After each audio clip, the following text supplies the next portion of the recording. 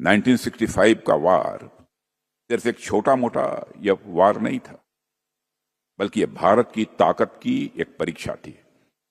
और उस दौर में जो परिस्थितियां थी उसे देखते हुए पाकिस्तान ने यह सोचा कि इन्फिल्ट्रेशन से और गुरिल्ला टैक्टिक्स से और अचानक हमलों से वह भारत को डरा देगा, तो वह भारत को पीछे कर देगा।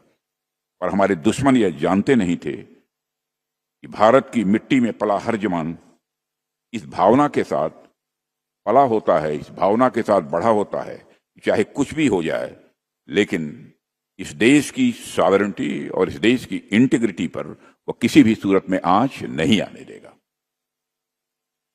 और आप में से कई साथी उस दौर में बैटलफील्ड में मौजूद थे और आपने तो फेस टू फेस कॉम्बैट भी देखा है और आपने अपनी आंखों से युद्ध का असली चेहरा देखा है।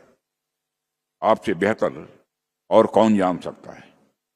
1965 के युद्ध पर वैसे तो बहुत सारी पुस्तकें लिखी गई हैं, लेकिन बहुत पुस्तकें सब कुछ नहीं बताती हैं।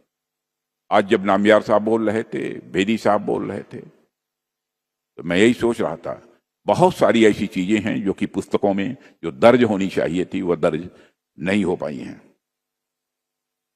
बैटल फील्ड की बिताई गई रातें, तोपों की आवाज, गोलियों की गड़गड़ाहट और अपने साथियों को खो देने जैसी भावनाओं को वही समझ सकता है जिसने इसे जिया हो, आप जैसे लोग।